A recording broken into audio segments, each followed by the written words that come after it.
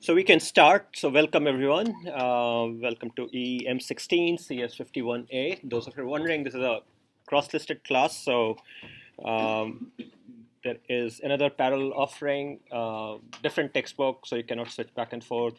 Um, so just two same material kind of taught differently. So I'm going to first go through some sort of introductions, logistic items, and then take on any questions you may have, and then we'll dive right into the material. So let's start with kind of the introductions. So my name is Manish Srivastava. I'm on faculty in both electrical engineering and computer science. My research kind of is at the boundary, so I dabble in both. I sit in this building on the sixth floor, kind of on the southwest corner. So that's where the office hours will be, 6730E. I've given my phone number, which kind of goes both to my office and my mobile phone. So sort of should work. If I don't pick up, that means I'm busy. My assistant Sandra Bryant. So when you are submitting homeworks, if you don't find me or the TAs, then she's the one to go to. She sits across the hallway from my office. We have two teaching assistants. Both of them are actually my PhD students. Paul Martin, who's actually sitting at the very back at the corner.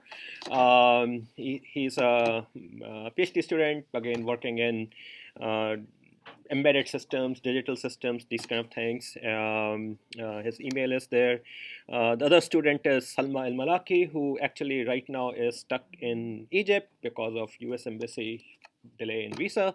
So she'll be here next week. So that means this week's discussion section and office hours are all going to be handled by Paul.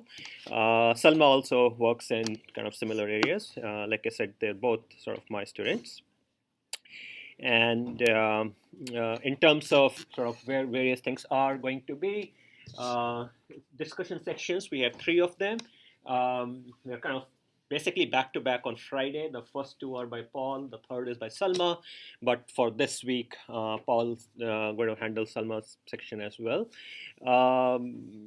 I would like that you kind of go to the section assigned to you, but if there is a serious conflict or something, talk with me and you can kind of switch over or informally attend the other one. We do want the load to be balanced. Part of it also is the TA regulations, so we cannot have just everyone kind of going to one section or two of the sections. So we do want the load to be distributed. In terms of office hours, I have scheduled 3 office hours and I've staggered them both in terms of days and time slots. So hopefully you'll be able to make it to at least one of them. I'll hold them in my office. Paul's office hours Tuesday 11 to 12 and Thursday 1 to 2. This week the Tuesday office hour is not going to be there. Thursdays will be. And then Salma's is our Wednesday. We'll start on this office hour from next week. They will take place in the TA office that's in Engineering 4 for the EE department. So that's kind of our regular sort of contact thing. So what's this course about? The title is Logic Design of Digital Systems. So there are kind of two sort of important phrases out here. One is digital systems. Anyone? What's digital systems? I'm sure you've heard the word digital a lot, but what does it suggest? Yeah.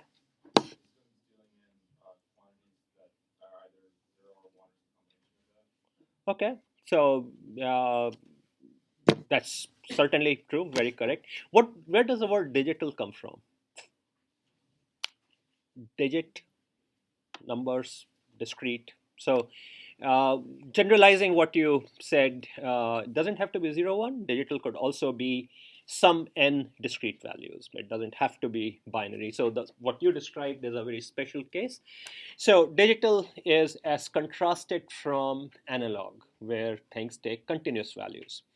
And what we'll see later on is there are actually two dimensions in which you can think about discretizing things. One is the value of the quantity. So let's say you are measuring temperature. So you could have an analog thermometer, like the one with mercury or some other fluid in it, in which case it's smoothly changing, so the value is continuous. And the other aspect that you can discretize is when you are measuring something. If you are measuring it continuously, so if time is also continuous, versus if you are measuring things at certain snapshots in time. So let's say every second or every tick of a clock of some form. So we'll see that both these aspects are what constitute digital. So it's discrete in value and discrete in time. These are kind of the two aspects. So that's digital systems. And pretty much, I mean, we are living in an era where things which used to be analog are now all one by one kind of becoming digital. Okay, so even very simple devices and all, even if they look analog from the outside, like for example, uh, watches with sort of instead of numbers having hands rotating around. Deep inside, at least most of the cheap ones are digital, and it's just that they give an analog facade to it. So, and so many things around us just have been digitized because computers make things more accurate and all. So, digital systems almost oftentimes synonymously with digital computers. So in many ways, what this course is about is what's under the hood under the hood of computers. Computers being probably the most common type of digital systems, but you may also have more specialized forms of systems which are digital in flavors, like our watches. They are not computers, at least kind of the pre-smartwatch era, but they could still be digital. So that's the digital system part. The other phrase out here is logic design. Any thoughts? What is logic? Anyone? Where do we study logic? Okay. Okay. Or conditional, studying conditionals is part of logic. So logic is a branch of mathematics. It's about systematically reasoning about, systematically thinking about something. Okay. In fact, logic is probably the purest form of mathematics. Okay. So you kind of start with principles of logic. If you have done set theory, you have kind of dabbled with logic. If you have done things like propositional logic and all, these are kind of very basic stuff that mathematicians deal with. So logic design of digital systems is really saying one way of thinking about it is a very principled way of reasoning about digital systems. What's the mathematics underlying it? What are the principles underlying it? So you could certainly be a great digital system designer by just kind of hacking things together, but then sort of hacking kind of an approach takes you only so far. So what this course hopefully will do is to kind of teach you how to design digital systems in a more systematic fashion.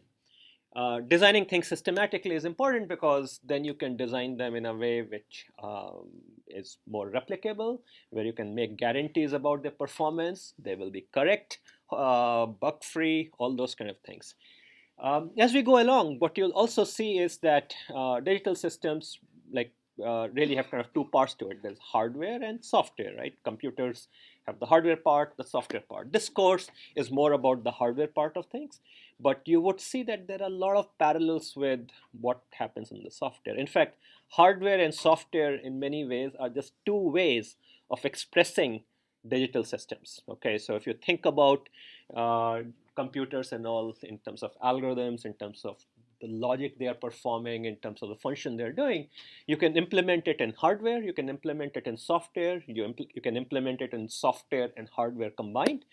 This course, the emphasis is going to be more on the hardware side. Ultimately, everything is hardware. Software, if there is, it runs on top of hardware. So we'll kind of take the more foundational perspective out here, kind of what's happening at the hardware side. So that, in a nutshell, is what this course is about. Principal ways of designing systems that are digital in nature, which means discretized values, discretized in time. We're going to start with very simple stuff, but we're going to go all the way to more complicated things. Towards the very end, you'll get some inkling, some sense of how very simple general purpose digital computers might be designed. But then there are other follow-on courses which sort of go into that. So that's what we'll spend the whole quarter sort of chasing. So how to make complex digital systems from very simple primitives. One thing that sort of engineering is about is that to design complicated things, we try to break it down into smaller pieces, whether it's mechanical engineering or chemical or electrical or computer. One weapon in our arsenal always is to break things down into something simpler. So when we think about complex digital systems, the first thing comes to mind, are there primitives, some small set of things using which we can construct complicated systems. So like when you do math, we learn about very simple operators and then we kind of put them together to kind of build very complicated mathematical theorems and all. The counterpart out here are something called logic gates. These are, you have actually a problem, if you've done programming, you have already encountered them. Operators that you see and or these kind of operators, they're actually analogous to the logic gates. So logic gates are the primitive operators, and we are going to see that how they can be combined to make more complicated things. We'll I'll try to give you both sort of both kind of a practical perspective, kind of how to engineer these things, as well as sort of a theoretical perspective. Both are important. I mean, most likely in your life, you are going to be working on the practical end of things, but the theory part is important because that's how you can approach the problem in a systematic fashion, so that things that you design work correctly. As we are realizing, sort of, just if you just look through kind of the past year or so, there were way too many attacks on our computing systems, and a lot of them were happening because there were bugs. And the bugs, now in this case, there were bugs in software, but these were software packages which have been around for a couple of decades. And the reason bugs slipped through was that these are complicated systems, and even the most sort of engineers who are very mature and experienced, they can still kind of make mistakes. The same thing is true in digital hardware side of things also. So designing things systematically in a theoretically sound way is important. One thing I would like to sort of get across over the quarter is not just how to design digital systems, but how to design good digital systems. Again, oftentimes in engineering, there are rules that have been developed over the course of years, which are good design practices. And again, holds true for every discipline of every aspect of engineering. And if you kind of follow these, then more likely than not, you're going to end up with a design which is more robust, more manufacturable, better performance, and so on and so forth. So it's these aspects which kind of distinguish just kind of a hacking approach to designing digital systems to one which is more principled. Now, there are obviously a whole bunch of other things which kind of go into digital systems, and given kind of what um, 10 weeks of this quarter, we'll not be able to do everything which is out there. So one question is, how are logic gates themselves realized using? Now, the approach I take in this course is, and kind of which is that the logic gates, those primitives that we kind of I mentioned, they could be implemented in many different ways. In fact, in vastly different technologies. Most common is that they are implemented using so-called transistors. Anyone? What's a transistor?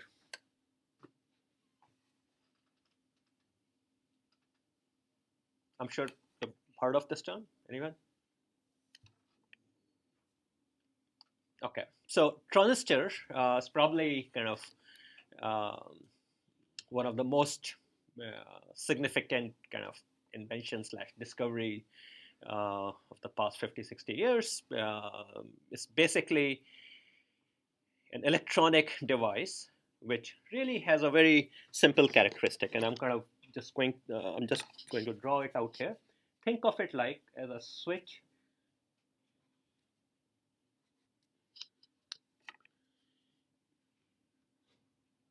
Okay. Now, normally a switch, you open or close it manually. And when you close a switch, if it's an electrical switch, current flows through it, so the switch is closed. Or if it is open, as I have shown out here, the current cannot flow through it. So if the switch was to be closed, then it would look like this, and the current would flow through it. Now, a transistor has this another terminal which also is electrical. So kind of the idea is that if I apply a voltage to this terminal, then if the voltage is one value, the switch is open. If the voltage is a different value, the switch is closed. And therefore, I can electronically control whether the switch can let current through it or not. And this concept of such a switch which is controllable has been around for a long while. Anyone knows what are relays? Have you seen kind of relays in any equipment at home, like your pool equipment and all? So what does a relay do? Mm-hmm.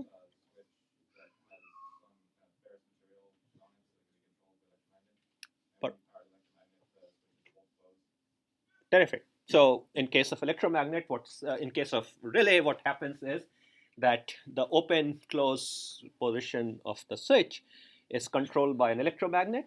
So the control terminal basically, when we apply a voltage, the electromagnet gets charged up, the switch closes, let's say, and you remove that voltage, the electromagnet is no longer active, the switch pops open. So that's an example of an electromechanical switch. Anyone seen Imitation Games? Okay, very few hands. In fact, I would thoroughly recommend seeing that movie. It's a beautiful movie about, I mean, since you're sitting in this class, you're likely an EE or CS student.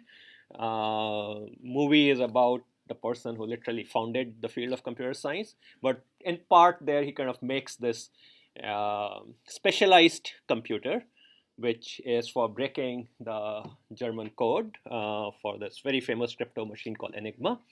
And the machine that he makes, I mean, that's a pre-transistor era, pre-electronics era. So he makes it using relays and sort of gears and stuff like that. So that's an electromechanical computer, but at the heart of it is some variant of what you're describing, electromagnets, kind of closing switches and stuff like that. And in fact, going all the way back to 1700, there was probably the very first computer by a gentleman called Charles Babbage. He kind of made it entirely mechanically, okay, using just gears and kind of powered by probably some sort of power source. Sometime in mid 40s, three physicists at this lab called Bell Labs, they kind of created a version of this device using silicon. And that's what we normally refer to as transistors now, okay? And then kind of later on, people figured out how to put many of them onto a single piece of silicon, and that's what we call as integrated circuits or simply the chip. Point I'm trying to make is that basic primitive, and we'll see later in the course how using that you can kind of make more complicated stuff, that basic switch can be mechanical, can be electromechanical, can be electronic, as our silicon stuff is.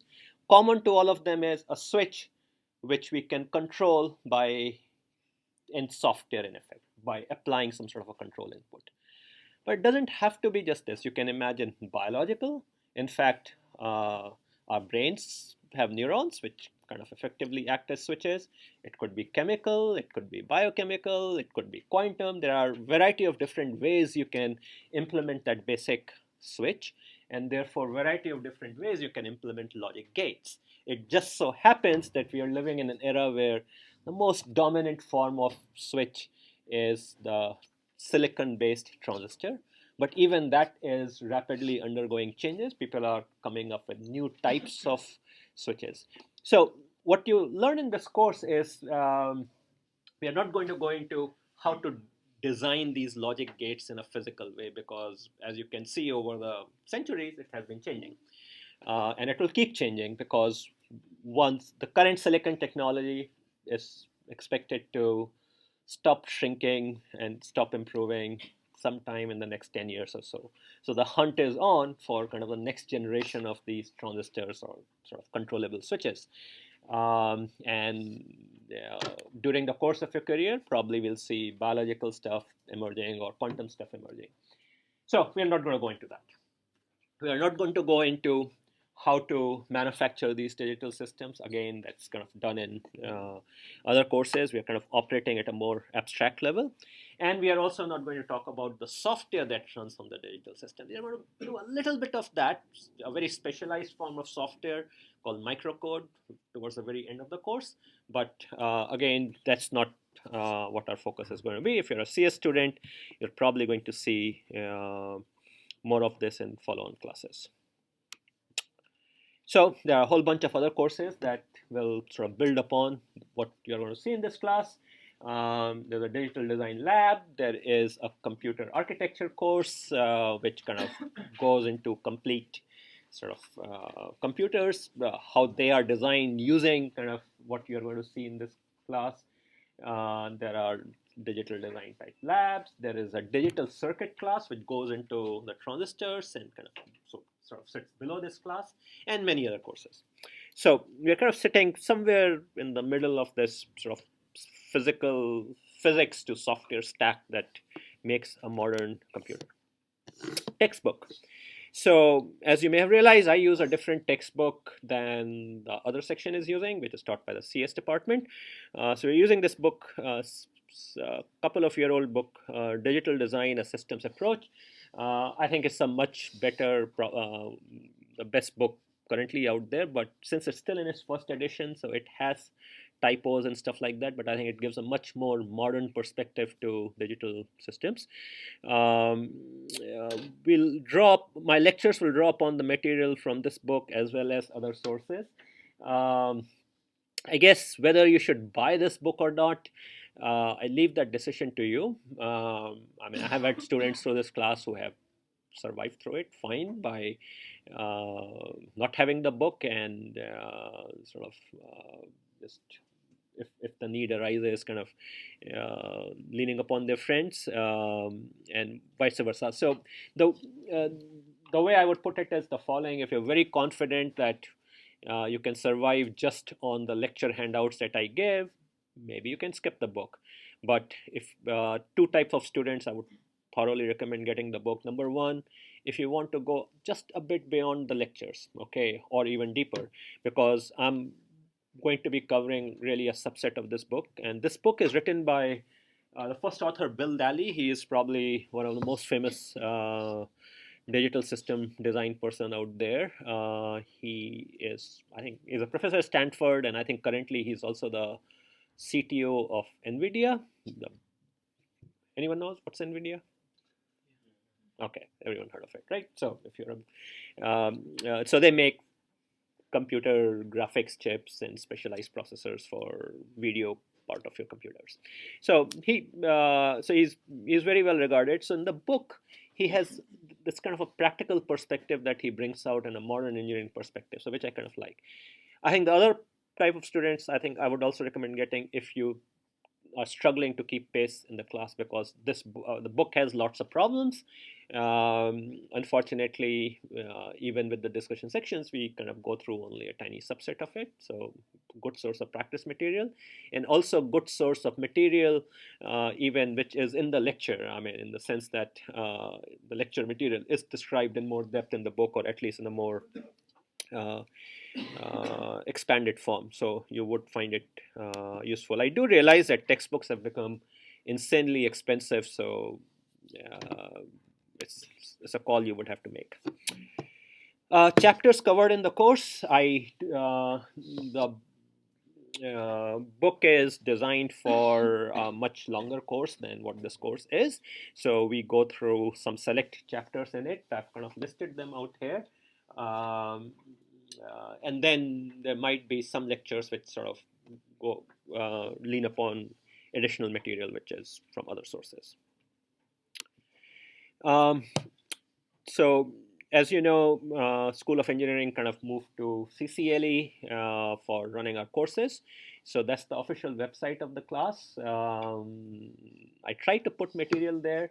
Yeah, I've already posted some of the links and all.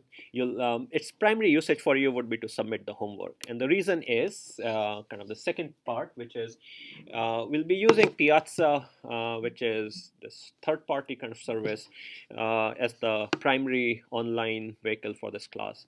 How many of you have used Piazza before in some other class? Okay, fair number. So you have familiarity with it. Those of you don't, sort of log in. I've been sending reminder emails, I think by the thrice now. So some 20 of you have still not signed up. You should. You'll otherwise miss a lot. So it's kind of an online platform. Kind of the nice thing out there is you can ask questions. You can ask questions anonymously. You can answer your peers' questions. You can edit my answers. I can edit your answers. It kind of gives a much more interesting way of sort of interacting than just email type conversation. I would strongly recommend that, in fact, require that any question that you are asking, you should ask it on Piazza instead of sending me an email. I may choose not to respond to an email at all. If it's some private material about, like, I need an extension for something, or I'm sick for the midterm, or those kind of things, that stays off Piazza. But anything which is curriculum related, ask them on Piazza. It has the anonymous feature, or you can even send me a private note within there. Both the TAs and I will kind of monitor this and try to be quite responsive. To sign up, I've sort of given the URLs. They are also on CCLE website, so you can kind of follow from there. And again,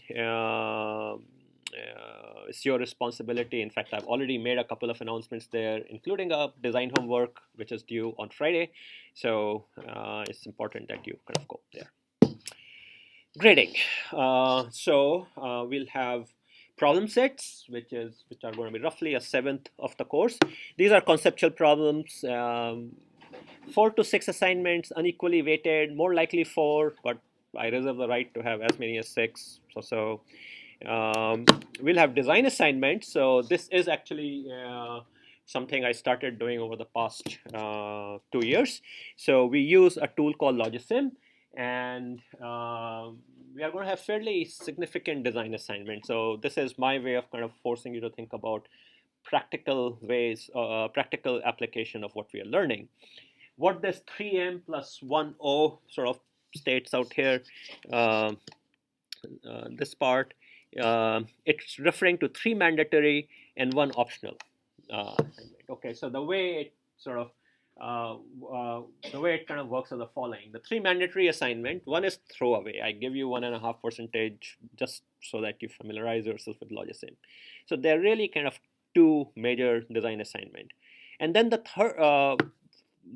optional one, which is 13% of the grade. The way it works is that you can choose not to do it, and if you don't do it, then your final exam score will be prorated and applied to this. Okay, so essentially what that means is, if we kind of go down a little bit further, there are 2 exams, midterm and final. Both are 2 hours each, or midterm is 1 hour 50 minutes and final is 2 hours.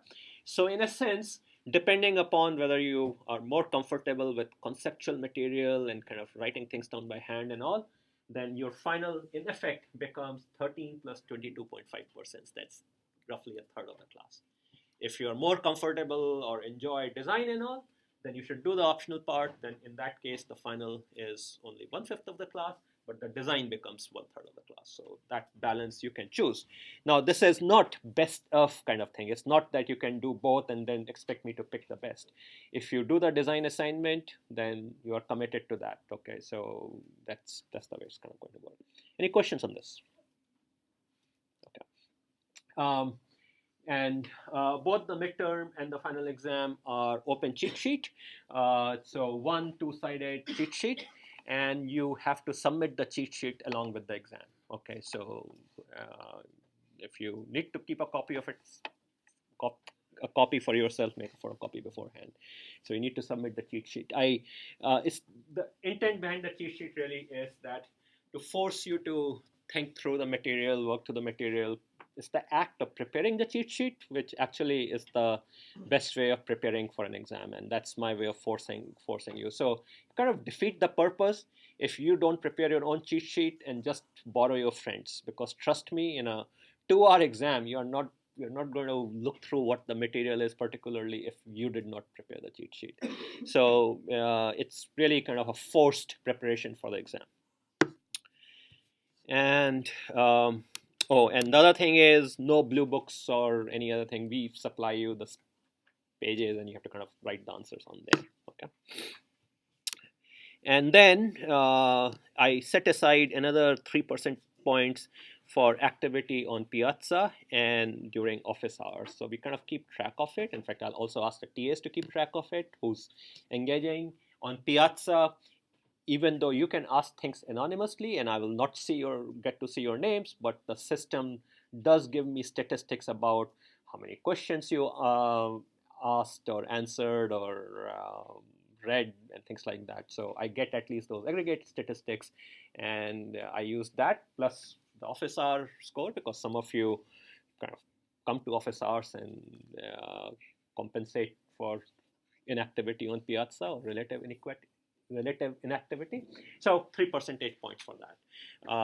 It's a significant amount in a large class like this, particularly if you're at the edges. This does make a difference in the grade. Moving on to about grading. So it's a fast-paced class. I'll not make any sort of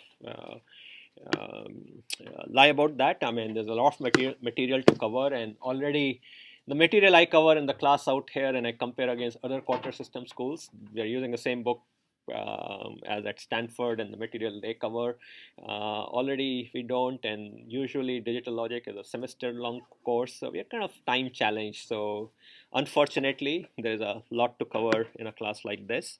Having said that, I think the material in the class is one which, whether you are an EE or a CS student, is at the foundation of a lot of things that you do. So I think focusing on sort of learning the material and hopefully even going beyond that is important. And it's also an area of research which is tremendously active, in the sense feeds into a lot of topics. So very worthwhile.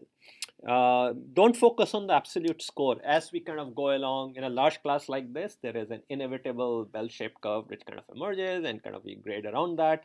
It's highly unlikely that this year is particularly bad or particularly good relative to other recent years of classes that I have taught. So it's certainly possible that I mess up and one exam or a design assignment is overly hard or easy. So absolute scores, don't focus too much on it. It's the relative things that matter. I guess I'm guilty of making things harder than they need to be at times. I like to challenge the students, so my philosophy tends to be that I always like to have something where even the best of the student in the class will have something challenging, but again, kind of the curve takes care of it. So so don't focus on absolute score too much. So I'm kind of reiterating the same thing here. The other thing is, so the grading will be by a combination of TAs and graders. Unless I graded a question, for everything else, the TA's decision would be final. Graders not. So if graders make a mistake, you go to the TA, have them kind of look at it. But I will not second guess Paul or Salma on this thing. Okay, so any concerns about the grades, you should deal with the TAs directly. What I do is, for midterm and final, I grade some questions, and for design assignments, I usually look at some conceptual assignments. Graders grade it, and TAs kind of supervise it. Design assignments are dominantly graded by the TAs, and we actually also do some automatic grading out there, because we can have kind of programs which kind of run through your design, feed them some test cases, see how it is doing. So again, focus on learning. Don't worry too much about absolute sort of scores and things like that. Format of exams, I've already sort of covered about it. So midterm is 1 hour 50 minutes, final exam is 2 hour, cheat sheet I already described. Final would be cumulative in the sense that the latter part of the course does build upon the initial part, but the emphasis would be on concepts which are post midterm. No blue books, so homework logistics. So late submission policy, no grace period unless I announce one for the entire class. So I don't want to get into these complicated things like you have one late day or anything like that. So basically, the announced deadline is the announced deadline unless for whatever reason, occasionally because maybe I mess up in some problem description or something like that, in which case I will just announce a general sort of extension for everyone. Homeworks may be unequally weighted. Problem sets, you are responsible for downloading and printing the problem set. What I do is I usually make these problem sets to be a Google Doc file. So the idea is as students discover mistakes and all, I just update it there so that it's all there's always a current version, latest correct version available on the web. You have to submit work in hard copy format only. You have to provide answers in the space provided in the problem set. So the way we'll design it, there will be kind of space out there. We'll not grade answers on other sheets. Okay, so if you decide to do it elsewhere, you're not going to do it. If it so happens that physical copy you are unable to submit in a timely fashion, what you can do is scan it, email to the TAs or me the scanned copy, and then submit the physical copy within a 24-hour window or so. Okay, so you don't have to jump through hoops to sort of get the physical copy to me, as long as you can get the electronic copy. You can also send it, give it to Sandra, who, if you recall, is my assistant. Let's see. Design assignments. So design assignments, you are going to be using some design tools. Making a design using that, once it's working, it's kind of like software. You'll have some files. You are going to have to upload it. You put all the things into a single folder, archive it into a zip archive ideally, but we'll accept things like RAR or one of the other archive formats, and then you upload it via CCNA. Okay, and you'll see when we hand out the design assignments, the latter design assignments, there would be some pretty stringent requirements on file naming and other conventions, and you absolutely have to follow them because we do automatic grading for significant parts of these design assignments. Okay, we kind of run them through test cases. So if you don't comply with it, you'll basically get a 0 score. So Logisim.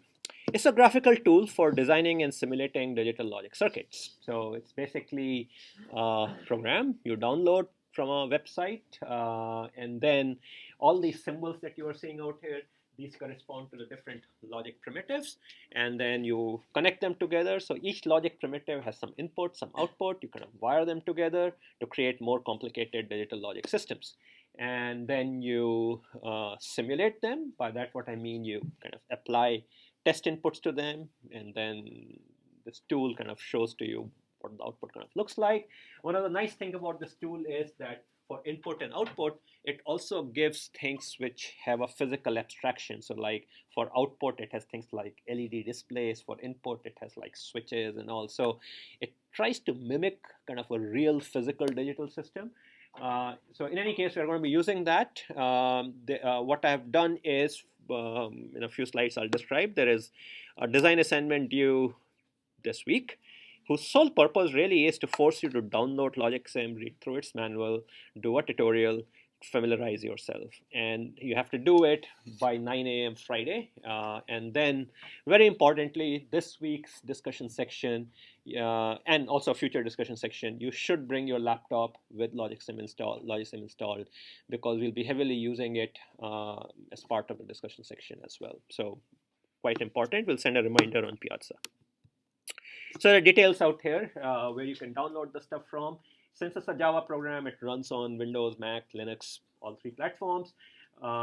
you need kind of some reasonably recent version of Java, and you must read the document and do the tutorials. Okay, that's basically design assignment number one. Course schedule, I have listed sort of a tentative schedule out here. You will see in a couple of places I've listed no lecture because I have two travels, which both unfortunately are happening this month only.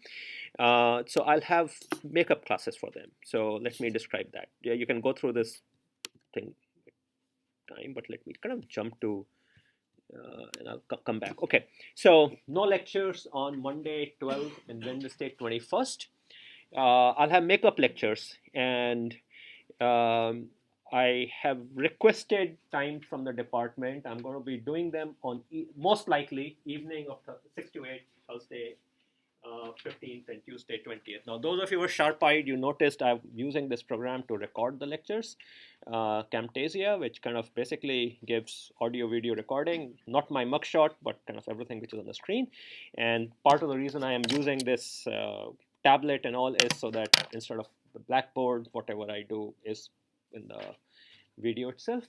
So if you are unable to be physically present, I mean, I would encourage you to be, but if for whatever reason you are unable to, then you will have access to the recording. Let me go back. Um, Cheating and plagiarism. So that's an important part. Unfortunately, every time I've taught this class, there are always a few cases. In some cases, it's clear that there are deliberate violation of the policy, and occasionally it's case of misunderstanding. But I just want to get out my expectation out here, and it's particularly important because we have design assignments, and which basically are very susceptible to kind of unintended violation of these policies. So, cheating, plagiarism, I mean, UCLA has all sort of official policies and stuff like that. Main idea is that you are doing things where you are either passing on work which is not your own, or you are seeking help which is not permitted. Um, if you steal ideas but not and just present them in a different style, it's still cheating. Okay, because ultimately, homeworks are about making sure that the ideas presented behind the homework are your own. If assignment is individual, you have to do it individually. If it's a team assignment, it's possible that one of the design assignment may be a team-oriented one, in which case it should be just by the team only. It's okay to seek clarification on what the question means, and you can do it through Piazza. You should do it through Piazza, but it's not okay to share solution approaches. Okay, and certainly never okay to share solutions. If there is a case like this, whether you are the recipient or provider of the material, you are both sort of equally guilty. Okay, there are more information that UCLA provides. Okay, so important to-do items for today. Download and install Logisim. Read the documentation. Make sure you are signed up for Piazza. I would strongly recommend that. So today I handed out the slides because for the first lecture. In future, I will just announce slides have been posted, and you have to print and bring them in, or you can have them in your iPad, tablets, laptop, whatever. Annotate them, whatever works for you. I'm not going to print them unnecessarily. Okay, slides with annotations, and sometimes I will also have on-the-fly slides where I'll just work out problems and all. I'll also make them available, and they're always going to be part of the video recordings that I'm doing. The only video recordings I do guarantee are the one for the makeup lecture. Unfortunately, I have had occasional snafus and all, so I don't make any promise. I mean, this is something I do purely on my own. All of them are actually available on YouTube. There's a YouTube channel for this course where you can look at the videos. It takes me some time to do the conversion, so it's usually a couple of days of delay. And also Logisim, we will make use of them quite extensively in discussion section and occasionally also in the lecture. So it would be beneficial if you bring your laptop into the discussion section for sure. And try not to fall behind. There's a lot of material that we kind of cover. Okay, I already talked about this. There'll be a couple of deviations from regular office hours.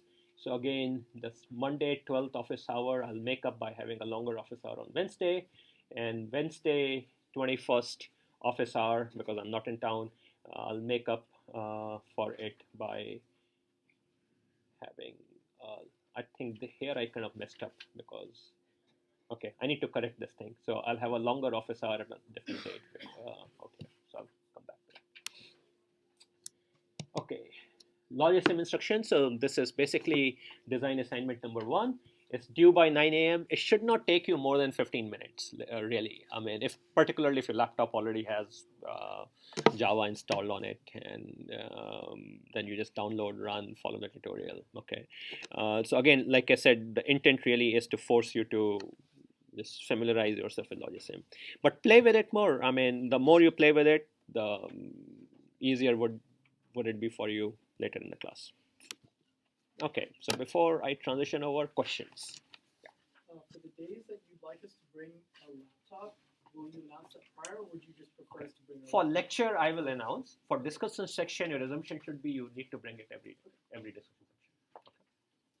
On here, early on your grading scale, Mhm. you said the midterm is on February 11th, and in your schedule you have it on February 9th. It's actually February 9th. I'm sorry about it. So let me fix it. I was playing with the dates, and I think February.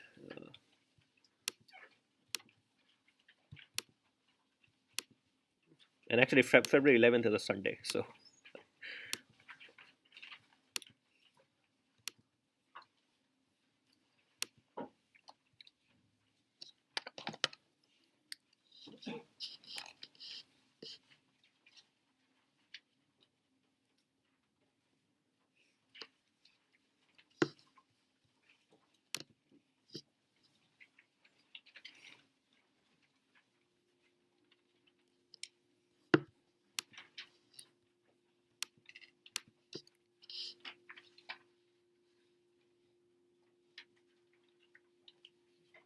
Okay, so midterm February 9 and during the regular class hours.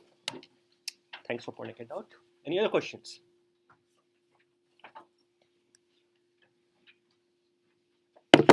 Okay, so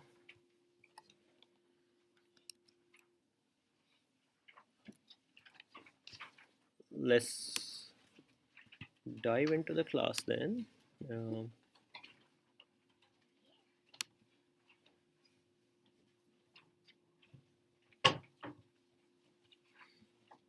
Okay, so the way I've organized the slide set is in terms of these modules, and generally speaking, a module will straddle more than one day. So but today is an exception because we have some introductory material.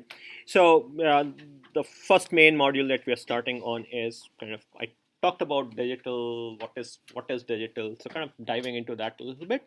The digital abstraction. What does it mean to present information digitally? And this corresponds to the material in chapter 1. Okay, so the word I had used was digital systems. So what's a system? So system is what sort of we in engineering routinely design. It's a term we throw around a lot, and in fact, one person's system may be another person's component. Like, I mean, you may design a system which I may then use to make a bigger system, and so on and so forth. We routinely do that. But the word system really in engineering ultimately kind of refers to that some sort of a box we are designing where it takes something as input signals. The signal could be chemical, electrical, mechanical signal, and then it brings out some sort of an output.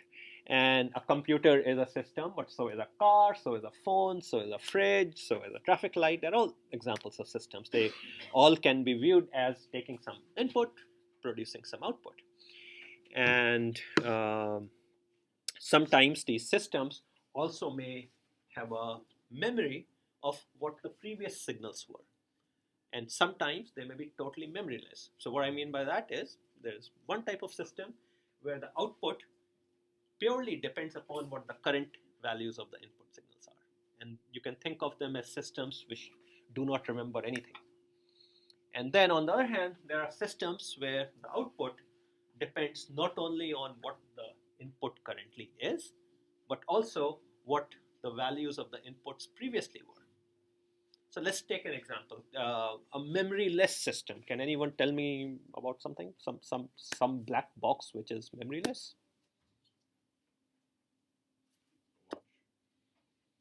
What's the input? Watch actually is not memoryless. It's memory full, right? If it's saying 3 p.m., then it knows time has elapsed, right? Okay. So something memoryless.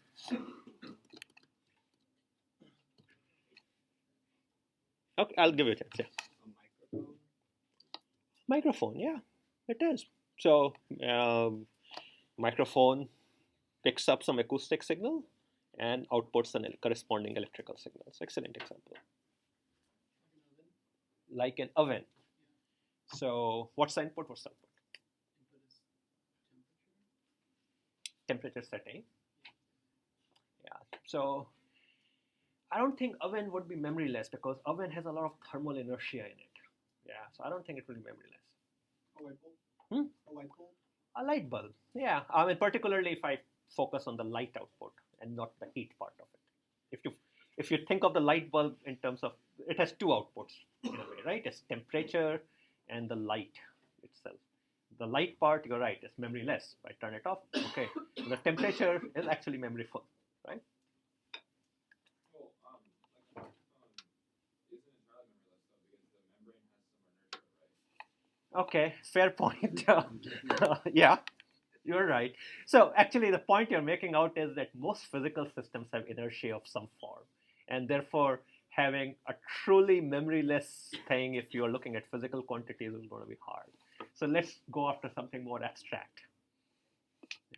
How about an adder? Something which adds, I give it two numbers and it always outputs the sum of the two. Okay, now even there you could argue a real physical adder will have some delay and therefore there will be a little bit of a memory, but a pure mathematical function, y equal to f of x, if I change x, y changes. Okay, that's something which is memoryless. Memory full. So examples already came up, but let's see, can someone give some other more examples of memory full stuff? Okay, a delay line is memory full. Yeah, it has sort of previous values in it. A summing function? A summing function, excellent. Yeah, I mean, if it is, I'm just accumulating things, right? Or an example might be, these count how many like some of these parking lots you see now, how many cars are in, how many open parking spots are there, right? So there is some sort of a counter there, which is counting how many cars entered, how many are going out, and it's always maintaining the current number of cars in the lot, or rather current number of open parking spots in the lot. So that's an example of a memory full black box. Any other examples? A what? A bag. Yeah. I mean, if something which is, or the way I would say is something which is outputting how much stuff is in the bag or something. Some sort of AI system. Okay. I mean, yeah, our brains have memory.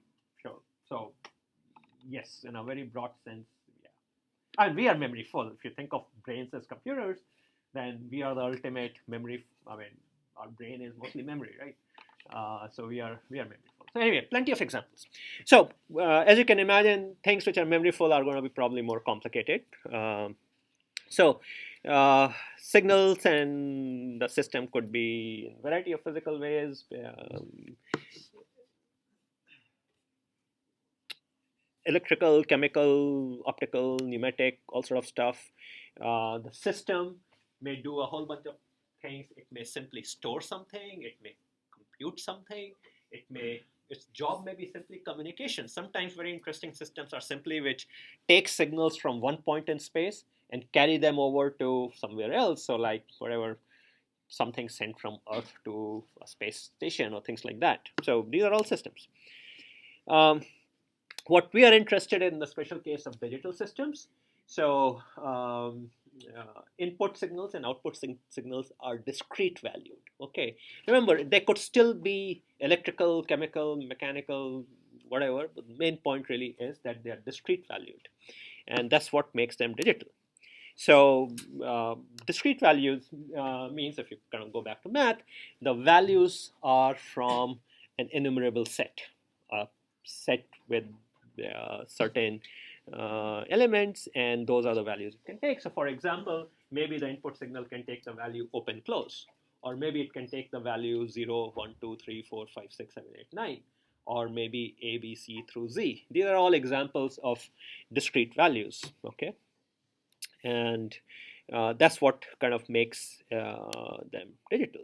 A special case, and which was kind of very early on in the lecture was pointed out, is when it takes two values, and that's called binary. So example of binary valued digital systems would be where the signals can take value, let's say 0, 1, true, false, open, close, dark, bright, 5 volt, 0 volt, whatever, high concentration, low concentration, light on, light off, any number of these things. Okay, the point is they are taking two values. The nice thing about binary is that they are easy to manipulate physically, and therefore it becomes, there are a lot of examples in Mother Nature of things which kind of are in one state or the other. Okay, and therefore it makes it easier for us to design these things. Okay, but having said that, there are a lot of examples of non-binary system. Hey, we are non-binary, we have 10 digits, right? 10 fingers. Certainly there are examples of non-binary kind of systems which are around. Early mechanical computers, which I'd mentioned that they were using gears, and if you ever looked at a gear, it has teeth, and usually a gear wheel may have a large number of teeth. So in early days, it was very common to have non-binary digital systems because they would depend upon number of teeth and all. In fact, very early attempts were usually mimicking human beings, so working with base 10 kind of arithmetic. It was only when electronic transistor or vacuum tube type electronics began to play, where on off kind of two states became important, that binary kind of caught on. So nowadays digital systems are basically binary, but again that may change depending upon some change in technology. For example, it's certainly possible that some of the chemical or biological type computing systems may go for non-binary values.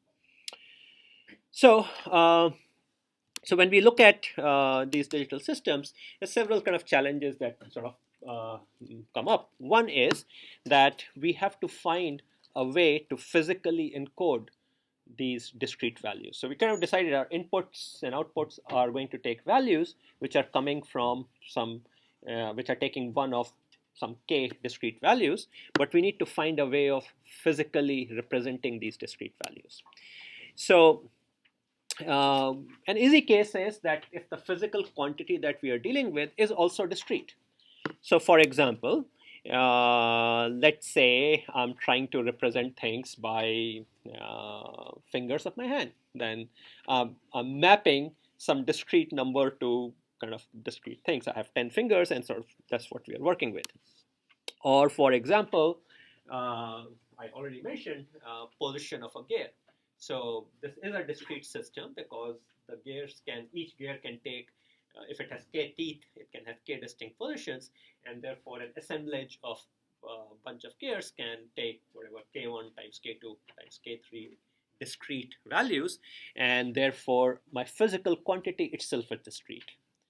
So that's kind of the easy case. Can you think of other discrete physical quantities that exist in nature?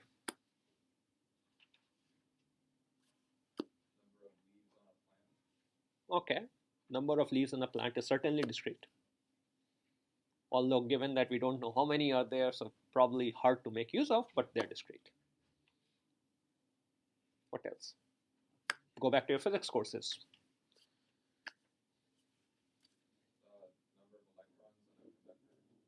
Okay. How about the state of electrons? When your physics or chemistry classes, the state of electrons, the different orbitals that it can be in, so that state is discrete. Or spin of the electron, or the spin of an entire molecule or an atom. So there are a lot of quantities in physics which are discrete in nature. So you could kind of make use of those. What if physical quantity is continuous value? So a lot of things are continuous values. Level of light, level of sound, concentration of a chemical, voltage, current, these are all continuous values. So so let's say I'm looking at chemical concentration. Okay, so I'm designing a computer which is chemical in nature, concentration of some ion in a solution, and I'm going to say that I'm going to represent 0 or 1 by this chemical concentration. How might you do it?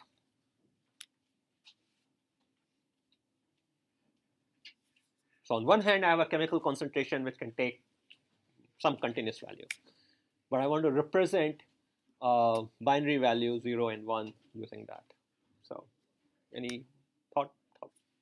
Cutoffs, if it's above some level, it's Okay, excellent. So that's an obvious thing. Could you generalize it? Let's say I want to represent 10 discrete value. How about you? Any thoughts? So chemical concentration, uh, chemical concentration, you, yeah, chemical concentration. Sorry to put you on the spot, but this corner of the room is a bit silent. So chemical concentration, yeah, I want to represent 10 values. To count the number of ions on the wall. No, so I have something which is giving me the chemical concentration, a concentration of ions in that solution, and I want to use that concentration to represent 10 distinct values. How would you do it? No idea. Someone else from this? Yeah. Just create 10 subsets. Create 10 subsets. Exactly. So I can take the range of values that the concentration can take. Let's say it goes from 0 to 100 in some units. I can divide it that if concentration is 0 through 10, then it's value number 0. If it's 10 through 20, it's value number 1, and so on and so forth. So I can create arbitrary divisions like that. And indeed, that's what happens in electrical systems. So in electrical systems, we really have we have several electrical quantities we can play with. We have voltage, we have current. Do we have anything else? Any other electrical quantity? Physics again. Anyone? Yeah. Charge. Okay. So these are three kind of most obvious ones which kind of come up. Okay. So very common in at least most electronic systems we see, voltage is the one which is used. So what is done is, and I want to represent 0 and 1. Okay. So I have voltage can go from minus infinity to plus infinity in theory. Of course, any practical system would operate over some range. So we will have some minimum operating voltage and we'll have some maximum operating voltage. Above the maximum or below the minimum, we are in some range where damage happens or whatever. Things are totally awry. So they are no man's land. Then usually what is done is, so kind of picking up on the suggestion you had, which is we define some threshold and say below that is 0, above that is 1, but that's not quite what we are doing out here. If you see out here, what we have done is we have defined two thresholds. There's a threshold called VIL, which, and there is a threshold called, so there's a,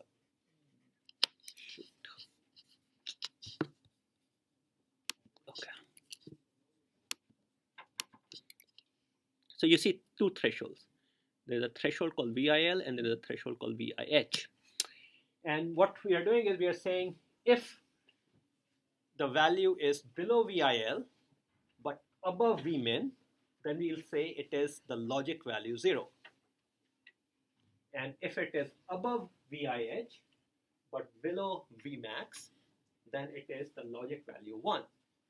And we indicate by saying this corresponds to voltages which correspond to value 1, and this range corresponds, the left range corresponds to voltages which correspond to the logic value 0. And as an example, it could be that Vmin is minus 0.3, VIL is 0.7, VIH is 1.7, Vmax is 2.8. And what it means is that if my voltage is between 1.7 and 2.8, let's say it was 2.5, then we'll say it's representing 1. So anytime I measure the voltage, and if it's any value between 1.7 and 2.8, we'll say it's logic 1. And likewise, if I measure the voltage and it's between minus 0.3 and 0.7, then we say it's a logic value 0. Or I could have done the other way around. I could have said that corresponds to 0 and this corresponds to 1. Or maybe it's not even 0, 1. Maybe it is open, close, or some other binary representation. Point is, I'm dividing the range into two subsets. One I'm calling as one of the binary values, and other I'm calling as the other binary value. Okay, why this gap? Any thoughts? What might be the reason for this gap? Okay, I see a hand at back there. Huh? Error. Yeah, could you expand on that? Like, so if you are out of that range, you still want to, Yeah, I mean, your intuition is right.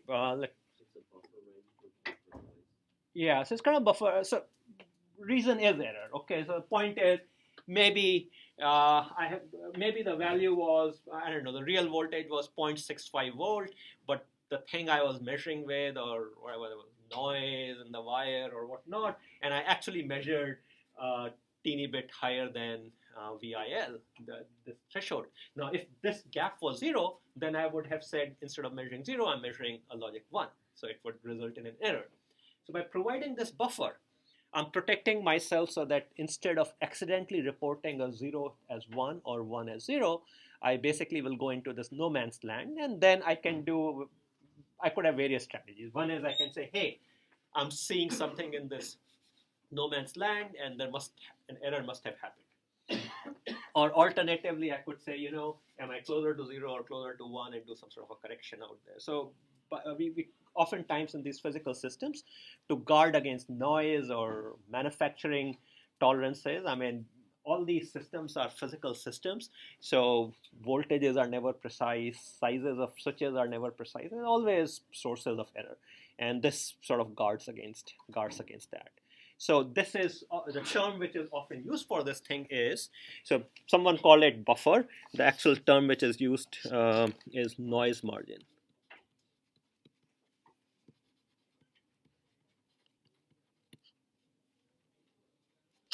Okay, so it's basically saying I'm providing some margin so that in case there is a measurement noise, I'll still be robust to it. Okay, so this is a common way of mapping things. Yeah. does that mean that if you have a signal that starts in the one region and then drops a little bit into the noise margin and pops back up, it'll still be considered a 1 graph? At that stage, it depends upon the strategy you are using, how to cope with these things. Okay, so there is no one answer. It could be that it pops back up, there was a transient blip, you will ignore it, you'll filter it out, or it could be that you will say, something bad is happening, let me report it. Okay, so depends on the strategy. Point is that at least you are avoiding this thing where it was 1 0 1 0 kind of, you're not kind of going back and forth between the two. Any questions on this? So our electrical systems are kind of designed like this, okay? That is some way of kind of mapping this with this kind of a noise margin there, and there's always going to be some upper limit at which you can operate at, and some lower limit below which you should not go to. Usually in electrical systems, a voltage which is very high in magnitude is going to be a problem. It's going to smoke your circuit, okay? So, so there's always, and perhaps it sort of make it dangerous to operate also. Okay, so first challenge, we kind of hopefully at this stage kind of have some strategy, which is how do I represent discrete values in a physical manner? The next question is, how do I encode input and output information in terms of discrete values. So remember, our systems are taking some input signal, producing some output signal, and our systems are designed to essentially, one way of thinking about them is they process information. They take input information and then they produce output information. So the question then becomes, how can I represent information in terms of discrete valued signals? So the easy case is that the information that I am trying to work with is discrete and has the same number of values as the signal. So for example, let's say I have an electrical system capable of representing zeros and ones in terms of those voltages, and I ask you to represent, let's say, open close status of the door to this classroom. Okay, so then you can say, okay, I'll call open to be 0 and close to be 1, and problem solved. Or for example, let's say I were to give you a gear which has 10 teeth in it, and I want you to represent how many fingers I have raised. Okay, so I can take 10 values, and I have a gear with 10 positions, and I can do that one-to-one mapping. So if it so happens that the information I'm seeking to represent has a one-to-one correspondence to the number of discrete values the physical signal can take, then my job is simple. So I have some examples. Sensor detecting a door status is binary encoding, done straightforward. Okay, now what if information is more complex? So there are two types of complexity that we may face. One is my information is still discrete, but takes many more values. So let's say, for example, I want to represent number of people in this room. Well, I don't know, probably 60 plus of us in this room. It's unlikely you're going to have a system where the number of discrete states of the physical signal would be exactly equal to the maximum number of people in this room. So we have to find some way of representing this larger number into kind of in terms of my binary valued electrical signal or base 10 valued gear. So that's one thing. Or like colors in which car is available and so on and so forth. And the other place where complexity arises is if what I'm trying to represent is continuous valued, like air temperature or level of light. These are continuous valued continuous value signals, and therefore one has to find a way of dealing with these. Okay, so let's look at case number 1. Let's say it's the color of cars, and I have the car can come in 8 possible colors, and I want to represent them in using a 0-1 valued signal. So electrical signal which can take 0-1 value. So if I only had access to a single signal, then I can represent just 2 values. So to represent 8 in this case, I clearly have to use more of those signals, more number of, not just one value of 0, 1, but multiple of these. And kind of going back to our basic math, I'll need at least 3 bits, right? Because I have 8 of them, so 2 times 2 times 2 times 2, so I need 8 of those. So I could do this. I could say white is 0, 0, 0, red is 0, 0, 1, blue is 0, 1, 0, and so on and so forth. So I could do that, and this mapping is certainly arbitrary. I could have said red was 0, 0, 0, white was 0, 0, 1, and so on and so forth. I mean, main point is I have 8 things I want to represent, namely the 8 colors, and with 3 bits, I have 8 possible values I can map to, and any one-to-one mapping is going to do the trick. So if I have n bits, how many distinct elements can I represent? To the power n, right? So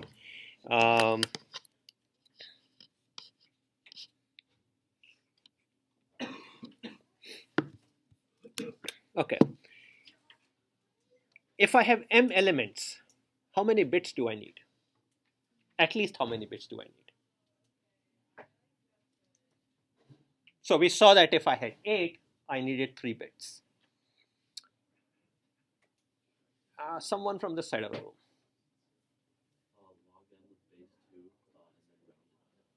Okay, so log m of base 2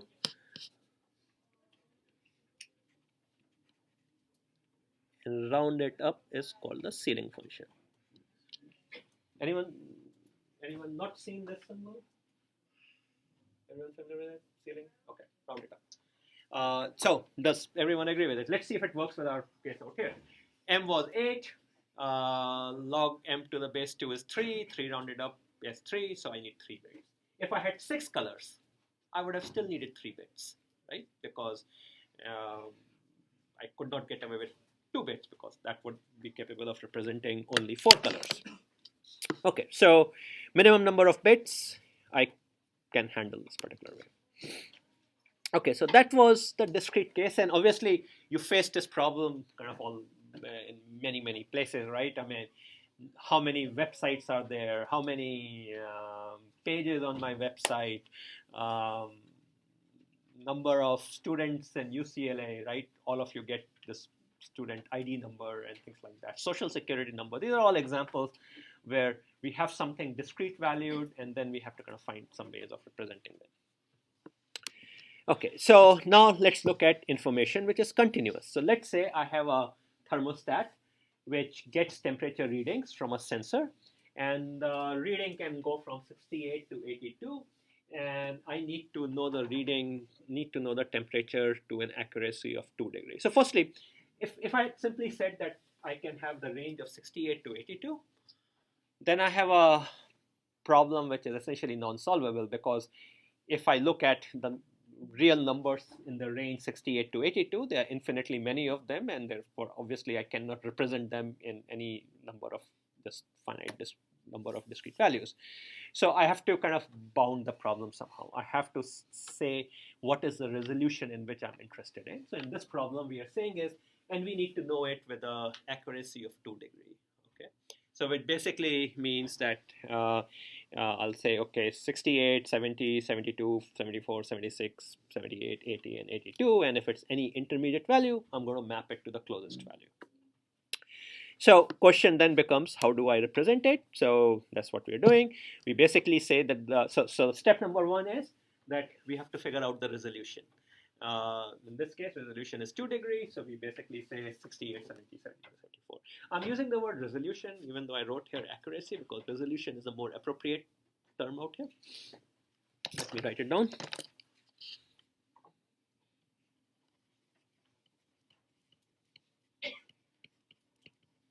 Okay. So this step is called quantization. So we take the continuous valued thing and we quantize it into a finite set. And then we, once we have a discrete finite set, we encode it. So for example, I could have encoded it this particular way. I had 8 possible things. It's kind of like a color problem. I can call 68 to be 000, 70 to be 001, and so on and so forth.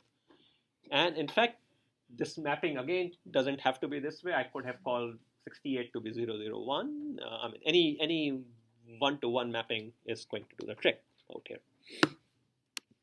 So this step where I quantize and encode, this itself is a system. It's a system which takes something which is continuous, something which is analog, and outputs something which is discrete, something which is digital. It's the name which electrical engineers give to it is called analog to digital converter, or ADC. This is actually probably one of the most important type of electrical system, because this is how we interface our computers with the physical world. Excuse me. So it's called A to D converters. And in fact, you may have often, like, been buying some electrical stuff and all, you may have seen things like 14-bit DAC or 14-bit ADC. These are terms which excuse me, which corresponds to how many bits of conversion it is capable of doing.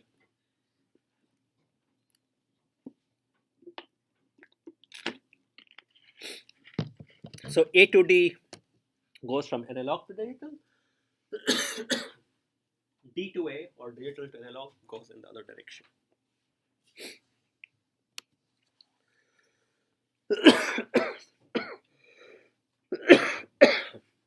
Okay, so one thing which I mentioned kind of in the passing is the fact that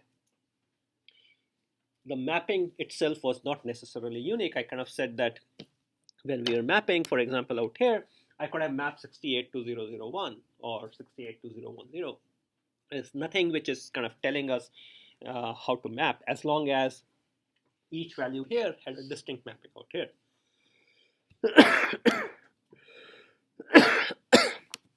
So let's look at that. So this is the mapping we had originally given. 000 was 68, 001 was 70, and so on and so forth. And number of bits that I need out here is 3. And we already saw that if I have 8 temperature values, I need at least 3 bits. So in terms of number of bits, I cannot do any better than this. Now, one thing you will notice out here in this particular mapping, I gave the lowest temperature to have the lowest binary value and the highest temperature to have the highest binary value, and they are in order. So let's say I had done some sort of jumbled things up, then it would not be necessarily a nice way of mapping, although even would be a valid way of mapping. So this particular mapping has the advantage that if I tell you temperature is 010 versus 110, I can compare the binary numbers and I can tell you whether the actual temperature is higher or lower by comparing the binary number. On the other hand, if I had jumbled them up, if, for example, 68 was 010, 70 was 001, and so on and so forth, they would not be in order, and therefore some of these operations would not be necessarily easy. Looking at this, let's say I gave you the binary number 011, and I ask you, can you give me a mathematical function which takes this 3-bit number and gives me the corresponding decimal temperature? What would that be? Anyone? So what I'm seeking is some sort of a box, a function, mathematical function f, which takes the 3-bit number, b2, b1, b0, let's say those are the 3 bits, and it outputs the decimal temperature, let's call it d1, d0. So I'm asking, how can you convert this 3-bit number to the decimal number?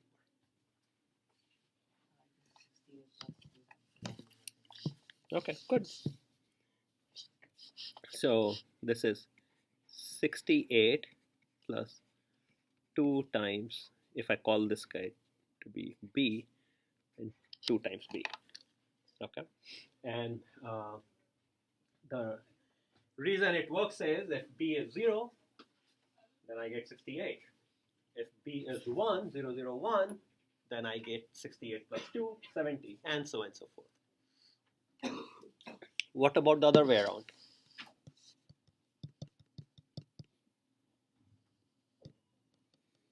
So I give you the decimal temperature, and I want you to tell me the corresponding binary number. Yeah, I mean, it's just the solution to this equation, right? So if I call this guy to be d, kind of, okay.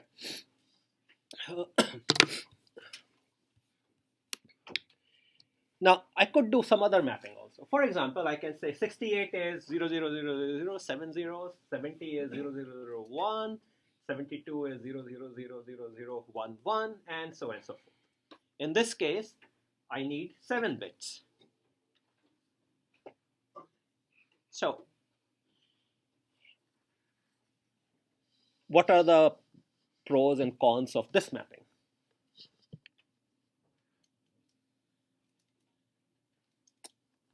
First row, anyone?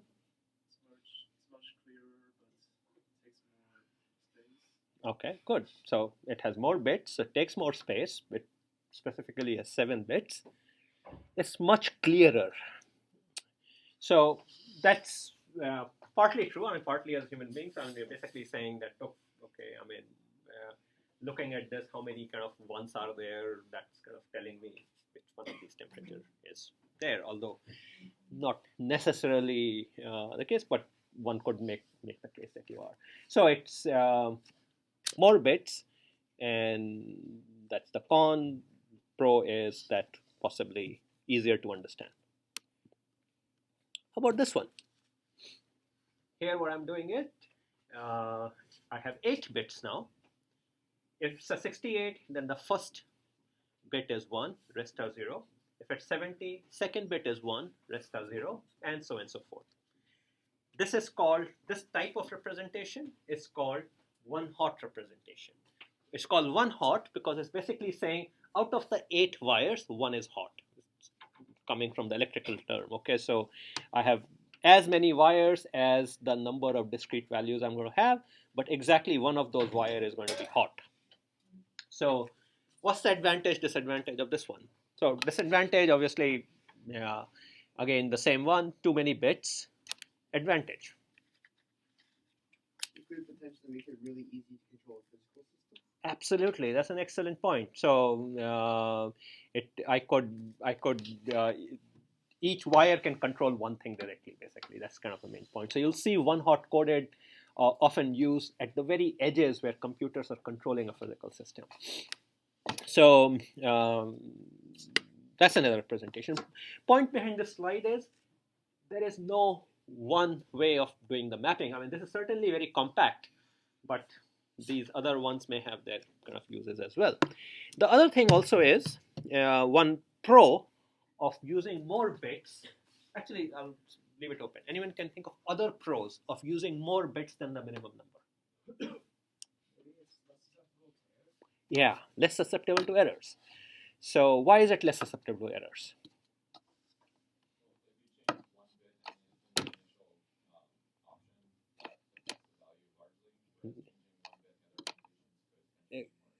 Exactly, right? I mean, in effect, if you think of like this 8-bit number, then what's happening is I have a large space, and most of those values do not correspond to any valid value at all. So let's say I had a bit flip out here, okay? Let's say this last bit became a 1, then I'll immediately know an error happened, right? Because 1000001 is not a valid value, okay? So at least I can capture errors. So I can either I can detect errors, or I can, if I'm lucky, even correct for errors in some cases.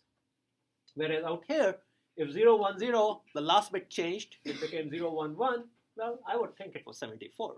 I have no way of kind of detecting that an error happened, okay, because every value is a valid one. So more bits take more space, but can lead to a more robust system, and also, as was pointed out, can also lead to a system that is easier to control things.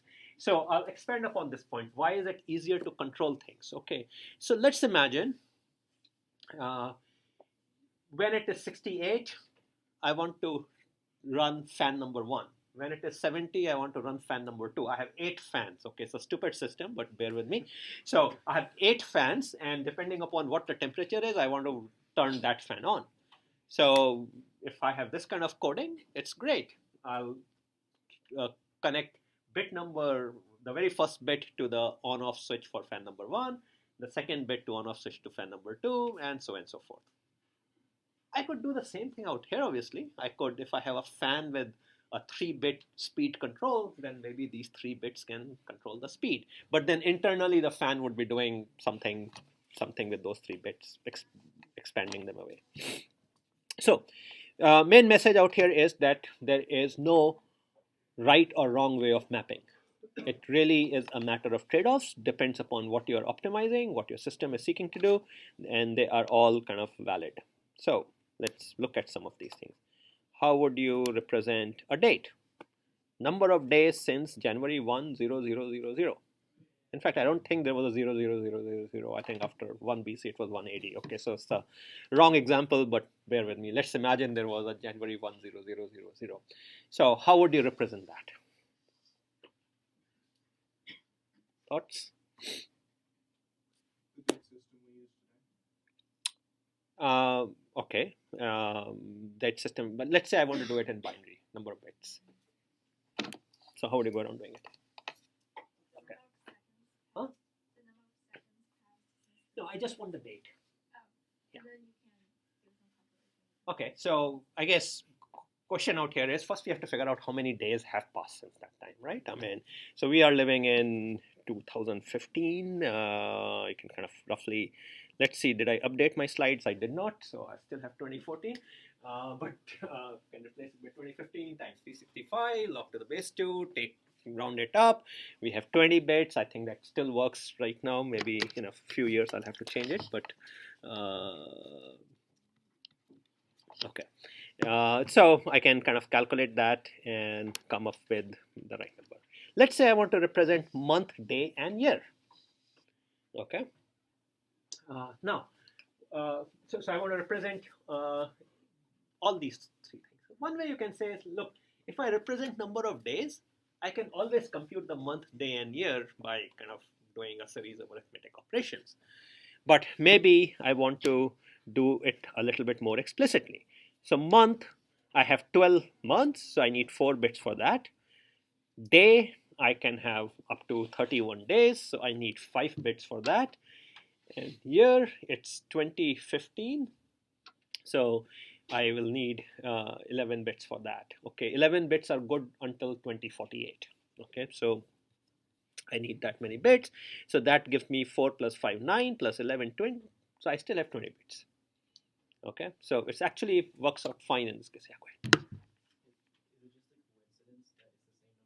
It's coincidence. Yeah, I mean, it's basically saying that, look, a lot of these 20 bits were not being used. So like I said, 11 bits, 2048, it will finish, whereas these 20 bits will take us much further. Month, day, year, day of week.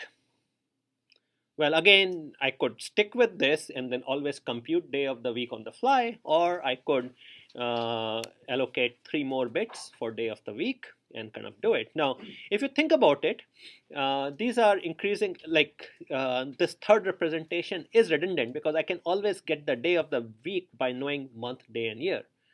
But explicitly putting day of the week can make life simple because I don't have to calculate something. Okay, and likewise, if I know days since January 1, 0000, I can always compute month, day, and year. But if I were to give you the days since January 1, 0000, then you are going to have to do a lot of computation to tell me what month, what day, what year it is. So sometimes making your representation more explicit can be very convenient. It depends upon what you are seeking to do with that. So this particular representation is redundant. So sometimes redundancy is good because it can make our life easier. Because if, for example, I often am going to ask you what day of the week it is, you might as well maintain it. Another reason we saw redundancy was good was, which came up earlier on, that I can correct for errors. Okay, for example, if it turns out that the day of the week there was an error in the thing, I would be able to detect it by cross-checking it against the other. Playing card, number in the deck. So 52 cards, I need 6 bits for that. If I need to know the suit and the number, so I need 2 bits for the suit and 4 bits for the card within the suit. 6 bits, again, it's just coincidence that it's 6 and 6 in both cases. Decoded suit, decoded number. So by that, what I mean is a one-hot coding. So fully decoded usually is one-hot coding. So in that case, I need 4 bits for the suit, 13 bits for the numbers. I'll need 17 bits. 5-card hand. So for a 5-card hand, I will have to calculate how many different ways I can have a 5-card hand. So calculate that. So 52 factorial divided by 5 factorial times 47 factorial. I take log 2 of that. I take the ceiling of that, and I get up at 22 bits. Okay, so point out here is I can literally take anything I seek to represent, find out how many distinct ways it can occur, and then find the number of bits which are needed for it. And then sometimes I deliberately make representations which are more explicit, where I'm making month, day, and year very explicit, or suit and a card within the suit very explicit. But these are all matter of this is an issue of a choice, often dictated by what I'm seeking to do with it. Like, for example, instead of representing number in the deck, this suit and number within the suit may be better, because maybe it can let me detect things like, are two cards of the same suit or not, or do I have a particular combination in a game, things like that easier. So representation, again, no right or wrong. It's dictated by a lot of these other issues that we sort of deal with. So how would one select a representation? You select the representation based upon operations that are needed, how much robustness you need, what is it that you're seeking to do with it. There is, again, no right or wrong. So representing day of the year. And let's say I'm designing a system where once I give you the day of the year, there are operations I would like to do. An operation could be, given today, determine what is the representation for tomorrow. Another operation could be, determine if 2 days are in the same month. So I give you two representations according two days according to whatever representation we have, and I ask you the question, are the two in the same month? Determine if one comes before or after another, or determine if a day is a particular day of the week. So you give me a day of the year, and I ask you, is it a Sunday? So let's say these are the operations we can would like to do. So we can look at different ways of looking at it. So let's say one representation is that I represent day of the year as 1 through 365. I need 9 bits for that. So determine representation of tomorrow. Is that easy or hard? Easy. We just add 1 to it. Determine if 2 days are in the same month. Not so easy, right? I mean, you have to kind of count through it and kind of see. Determine if one day comes before another. Easy.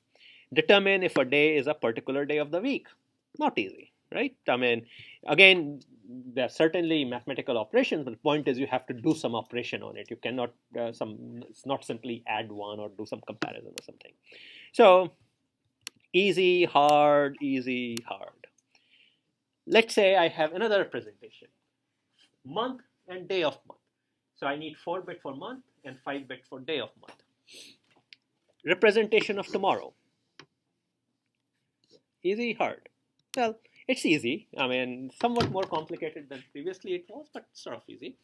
Determine if 2 days are in the same month. Really easy now, right? So yeah, I just need to make sure that these 4 bits are the same. Determine if one day comes before another. Well, if they're in the same month, I can compare. If they're not in the same month, I compare the month. So I can do that. So it's easy. And then finally, determine if day is a particular day of the week. It still remains hard. So I'm still using 9 bits, but I have one operation which was previously hard is now easy. Let's say I maintain 4 plus 5 plus 3 bits. So now I also have day of the week. And as you can gather, in this case, everything becomes easy. So different representations, different number of bits. This is obviously taking more space, but makes certain operations easier.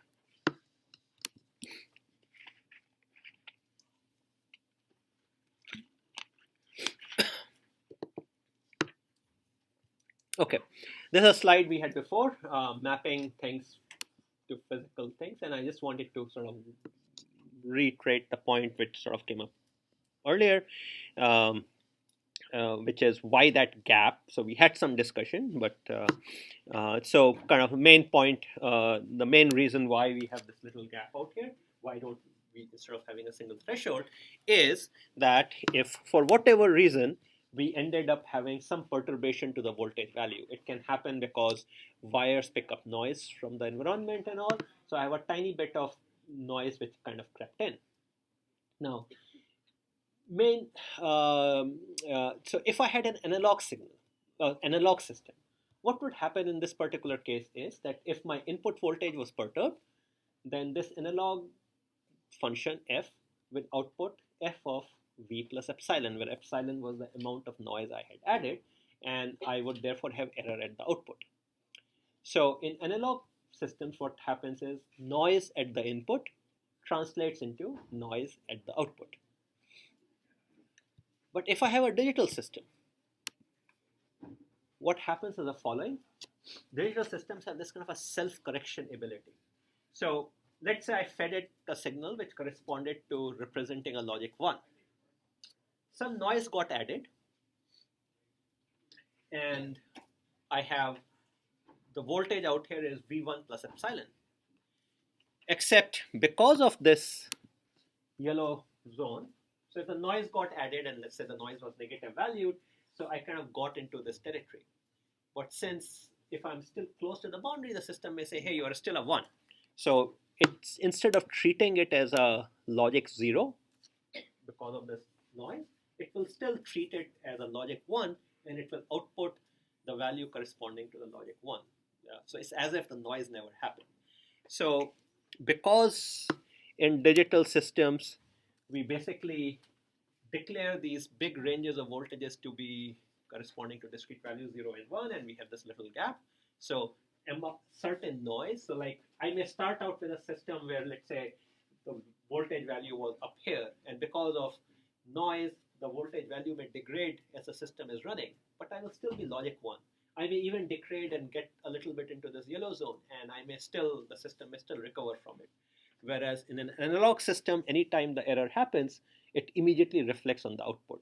And all of you are too young, but there used to be these analog music systems like record players and magnetic tapes and all. And they were great examples where if there was noise, like a scratch on the tape or a scratch on the playing record, it would immediately get as a pop sound or whatever, and the sound you were hearing. But then when CDs came into being, then basically we have music encoded in a digital form with a lot of error correction thrown in, so that even if some bits get flipped or are erroneous, the system still corrects for it and the output music is still pristine. So digital systems give us this, because of this issue that we have a very redundant coding, that is a lot of voltage values are just mapping to logic 1, or a lot of voltage values are mapping to logic 0, and then we also have this noise margin. The upshot of all of this is that we end up with a system which is a lot more robust to tiny amounts of noise, and therefore we get higher quality results. What do we give up in the process? I mean, thus far as a positive side, right? What am I giving up?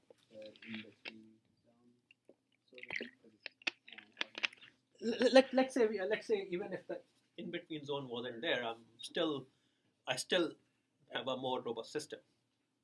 Yeah, I think I mean like more data than More zero. data, right? I mean, so I'm kind of there was a hand up there, so I was just thinking accuracy, because if you think about the CDs, they can only store that value down with analog systems. okay. So let's I'll have that discussion. I'll come to it. You're making a good point. So there are two things which have come up. One is what he's saying is that I'm losing capacity, right? Because here I had a real number. I could represent infinite many possible values, and now suddenly I'm representing fewer things. I'm just representing 1 bit, 2 values, right? So that's one. And I guess the point you are making is, which is sort of similar, which is, okay, I can represent things very precisely. Okay, CDs can represent. Okay, any other trade-offs that anyone sees? Yeah. Analog signals, well, I guess the bandwidth can be higher because you have more levels versus time. Yeah, same point, essentially the same point that he's making. Yeah. Well, yeah. But the question is reproducibility. Like, if you can represent the values discretely, then even if you don't have a DAC that can reproduce it perfectly, if technology improves, then you still have a representation that no matter where you take it, it will be the same output. Right. So that was a pro which I pointed out, right? Which is you're right on. So reproducibility or robustness to error or these kind of things are all advantages of digital side, and the analog side is higher capacity or more fidelity. Okay. Any anyone else kind of any other thoughts on what are we losing or gaining by kind of moving from analog to digital? There's a finite sampling We haven't come to that yet. That's you're going to a time dimension, so we'll come to that later, hopefully. We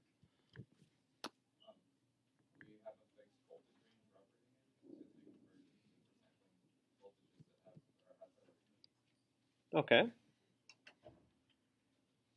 Yeah, I think we have sort of covered the major points. So really, if I'm analog, I'm dealing with real numbers. I can represent a lot more things. And anytime I take that analog thing and then divide it into subsets, two subsets in this particular case, I'm losing with a single quantity, the number of distinct values I can represent goes down. Okay, but I'm gaining in robustness. And kind of a related point, sort of what was being made in the back was that basically the fidelity with which I can make things. Now, so analog music versus digital music. Let's take your CD. How many bits are used to represent the signal? Anyone? Huh? No, that is the frequency. That's how often you are sampling it. But each sample, how many bits it is? Hmm? No, not 8. 8 would be too low. Huh? Yeah, it's 16. And there are higher fidelity standards as well. So going back to sort of point you were making that, okay, so I can, if I have n bits, I can only represent 2 to the power n possible values. And of course, an analog signal can represent infinitely many values. It appears so. Is it really the case?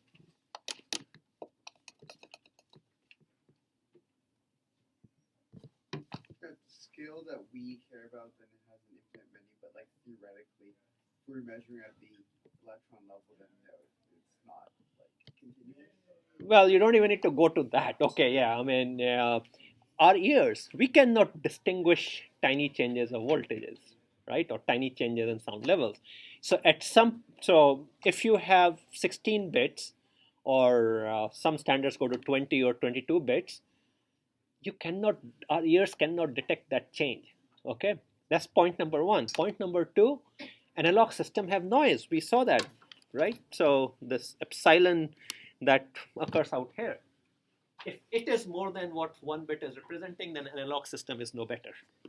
Okay, so the reality basically is that most digital systems are actually superior to analog systems. Okay, in the early days of analog versus digital music, there were people who would claim they could hear better music in analog and all, but these were more of like a religious debate. But reality is that digital music, by all engineering metrics, has superior metrics. Okay, so another thing, so I mentioned that digital systems are more robust. Part of the trick to robustness is the following. So we are coming to the very end of class. Part of the trick to robustness is the following. On the input side, they can usually accept a much larger range of values. So here we see that on the input side, they will accept anything which goes from Vmin to VIL or VIH to Vmax. But when they produce the output, they produce a much more tightly controlled output. In fact, they will produce an output which would be right in the middle of the 0 range if it's a 0, or right in the middle of the 1 range if it is a 1. So the idea is that one digital system produces an output which is very tightly controlled. It's far away from Vmin, and it's also far away from VIL. Okay, it's tightly controlled. It may still have some spread, and likewise for a 1. And then as it goes through wires and all, noise may get added, so this 0 may degrade towards lower, or may start increasing. But the point is, I'm giving this additional margin out here. Okay, so my output of one digital system can degrade, can have noise added to it, and the next digital system will still accept it, a 0 as a valid 0 or a 1 as a valid 1. Okay, so this ability to kind of make system more tolerant to noise as the signals are flowing through the system is kind of a nice property as well. Are those labels the same that would be used in a data sheet for visual noise? Usually, yeah. So what's happening is, in case of a analog signal, voltages, noise just keeps getting added up, okay, and gradually my system will just degrade. Whereas in a digital system, what happens is noise gets added up, but then as soon as I go one stage of a digital logic, it gets cleaned up, and then again noise gets added up. Again, I go through another gate, cleans up, and so on and so forth. This plus that I'm showing is not a digital operation. It's just indicating that I'm having noise added to the system. Perhaps my wire is picking up electromagnetic noise or some such thing. Some other such form of noise, radio signal picking up radio noise and all. So in a typical digital system, therefore, what happens is, this is another way of showing the same thing, that my input voltage is, I can accept an input voltage over the entire range from Vmin to VIL or from VIH to Vmax. But whenever a digital system produces an output, it produces the 0 over a much narrower band or a 1 over a much narrower band, depending upon whether it's producing a 0 or a 1. And then this 0 has a chance to get muddied up because of noise, and it can get muddied up all the way to this bigger range for the next stage. So outputs are more tightly controlled, inputs are more relaxed, and that's key to making digital systems more sort of robust. Okay, so we're going to stop at this stage for this module. We are done with this module. This is the last of the physical side of things that you are going to see. We are kind of go to more abstract stuff from this point on. And this kind of stuff you'll see in other courses if you are an EE.